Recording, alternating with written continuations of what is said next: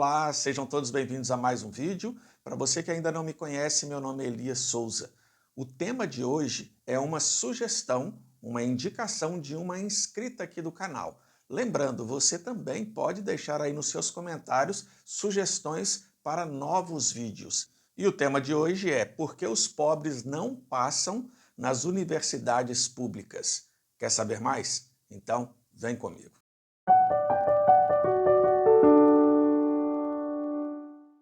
Como a maioria sabe, esse canal é um canal dedicado às questões emocionais. Então nós iremos falar por que os pobres, não estou dizendo todos, né? Porque uma pequena parte é que consegue entrar nas universidades públicas e qual é o impacto emocional na vida dessas pessoas.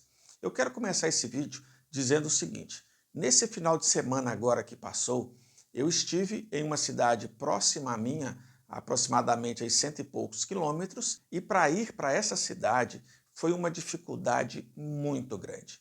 Por que foi uma dificuldade? Estava acontecendo o Enem. O Enem para as pessoas ali, né, os alunos, os jovens, entrarem em universidades. Tá bom.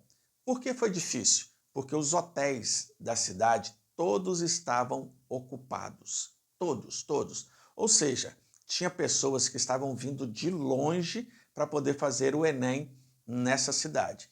E eu não sabia que tinha o Enem nesse dia.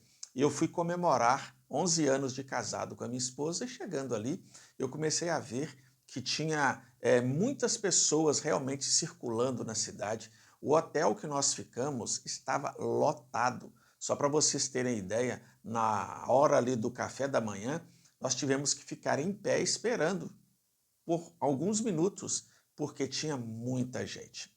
Tá bom, mas qual é o ponto disso? Eu comecei a observar que a maioria daquelas pessoas, para não dizer todas, que estavam naquele hotel, só naquele hotel, eram pessoas que tinham uma condição financeira boa.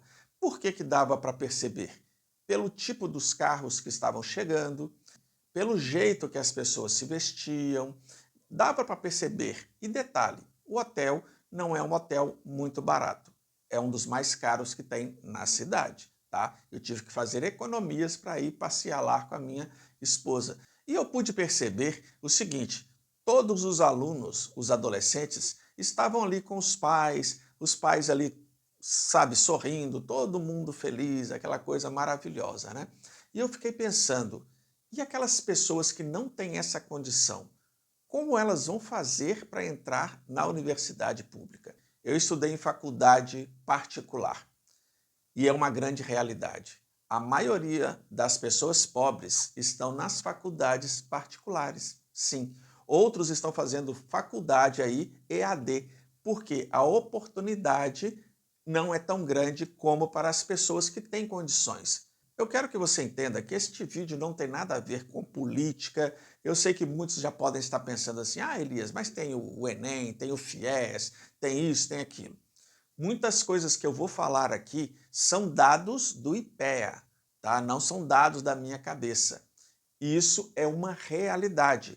Pessoas que têm condições, tá? Condições de pagar para o filho fazer medicina, engenharia, direito, essas pessoas que têm condições de pagar uma faculdade particular, elas estão ocupando as universidades federais. Sim, porque eles têm oportunidade de fazer um cursinho muito bom, fazer visitas culturais em alguns lugares, isso ajuda no estudo. Eles não precisam trabalhar de dia e estudar à noite, não tem esse cansaço. E detalhe, a educação básica deles é bem melhor porque é particular.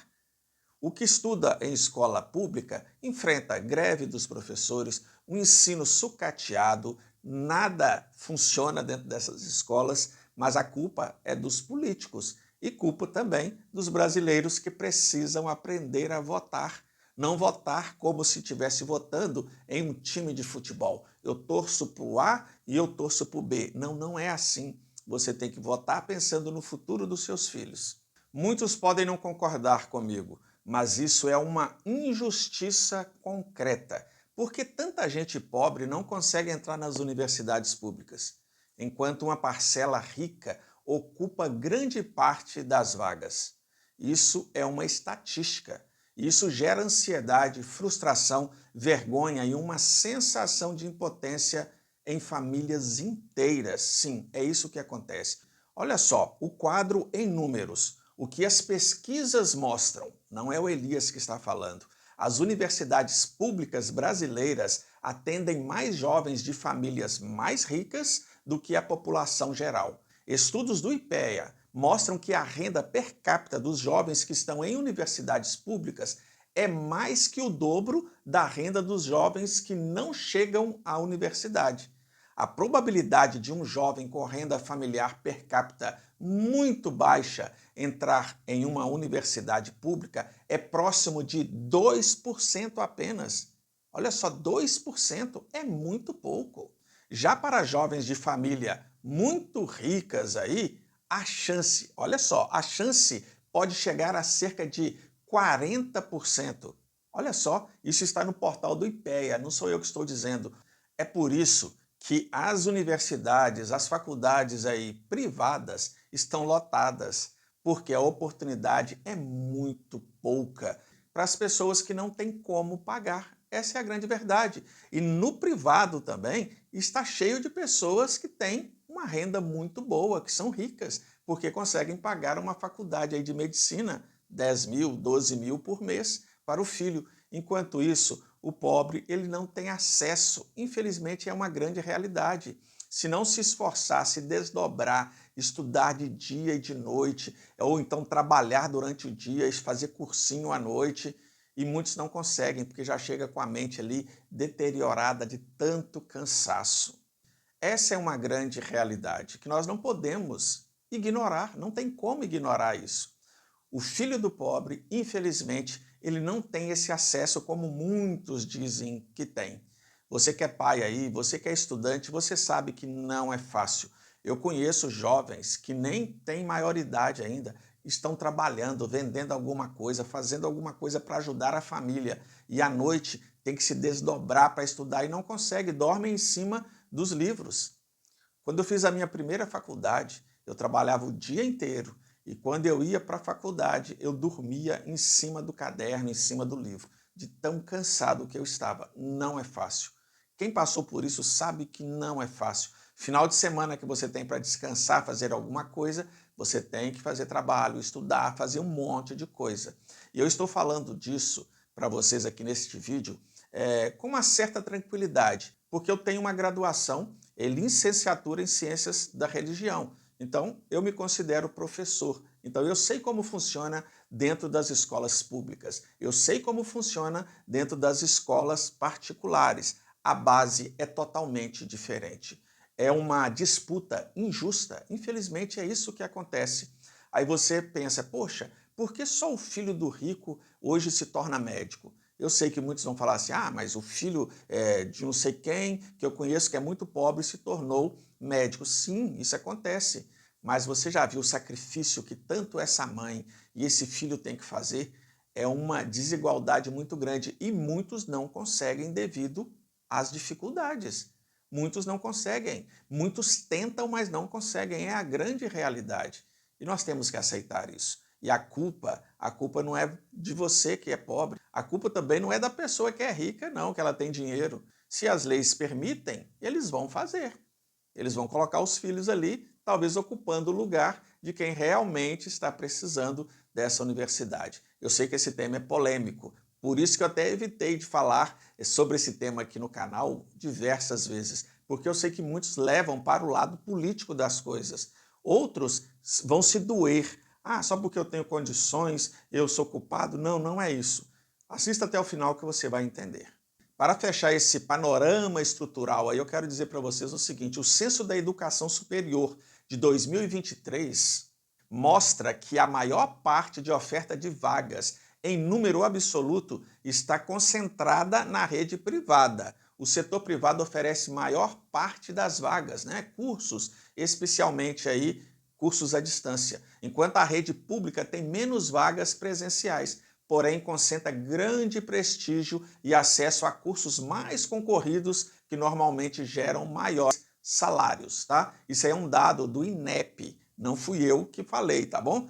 Mas, afinal, por que isso acontece? As razões principais, né, de uma forma bem direta, eu vou falar para vocês aqui, é o seguinte: a desigualdade do ensino básico. Muitas crianças e adolescentes pobres estudam em escolas com menos recursos, infraestrutura deficiente e professores sobrecarregados. Essa é a grande verdade. Isso reduz a chance de chegar ao nível de preparo exigido pelo Enem, pelo vestibular.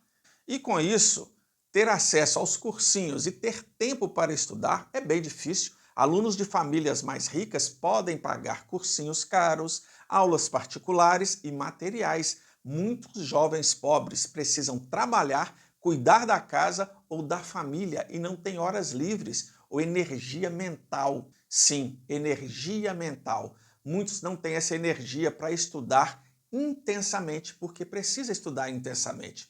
Eu quero falar de um outro ponto que o pobre, infelizmente, não tem acesso, o que é a rede de oportunidades e capital cultural. Famílias com mais recursos sabem como orientar processos seletivos, têm redes que ajudam com estágios, viagens de estudo e mesmo informações valiosas sobre escolha de cursos e universidades. Sim, quem tem dinheiro consegue com mais facilidade isso. Concentração de vagas e disputa por cursos prestigiados, mesmo quando existem políticas públicas, como cotas, ProUni, FIES. A disputa por cursos de alto prestígio e alto retorno financeiro, como por exemplo aí medicina, engenharia, direito, favorece quem tem melhor base escolar e recursos. É uma realidade. E tudo isso é uma falta de política com foco na base. Sim, é uma falta de política com foco ali na base. O país gasta muito por aluno no ensino superior público, mas investe menos proporcionalmente na educação básica, onde o impacto sobre a desigualdade seria maior, é ali na base. Isso transforma a universidade pública numa transferência de recursos que, sem ajustes, beneficia desproporcionalmente quem já é mais privilegiado. Tá? Isso são dados também do IPEA, não sou eu que estou tirando da minha cabeça. E o impacto emocional para quem fica de fora? Meus amigos, o impacto emocional é sentimento de injustiça, inferioridade e frustração, culpa por não conseguir. Quando a pessoa fez o seu melhor com poucos recursos e não consegue, tem um impacto emocional muito grande. Ansiedade e depressão ao ver que, apesar do esforço, as barreiras estruturais parecem intransponíveis, parece uma muralha na frente da pessoa. E tem a tensão familiar também. Jovens obrigados a escolher entre trabalhar para ajudar em casa ou estudar. Esse impacto não é falta de vontade, é resultado direto das desigualdades profundas. O sistema gratuito deveria reduzir desigualdades, mas sem políticas compensatórias eficazes, por exemplo, como bolsas por renda, maior investimento na educação básica, seleção que considere desigualdade de origem, pode acabar aí reproduzindo essa vantagem para aqueles que têm mais recursos. E agora? Tem propostas, tem saídas para poder resolver isso?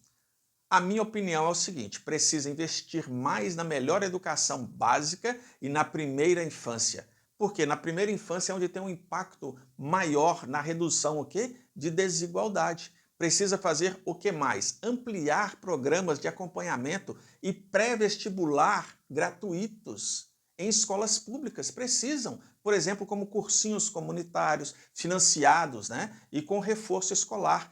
Bolsas graduais baseadas em rendas nas universidades públicas, precisa subsidiar quem precisa, cobrar simbólico de quem pode pagar. Isso precisa ser feito.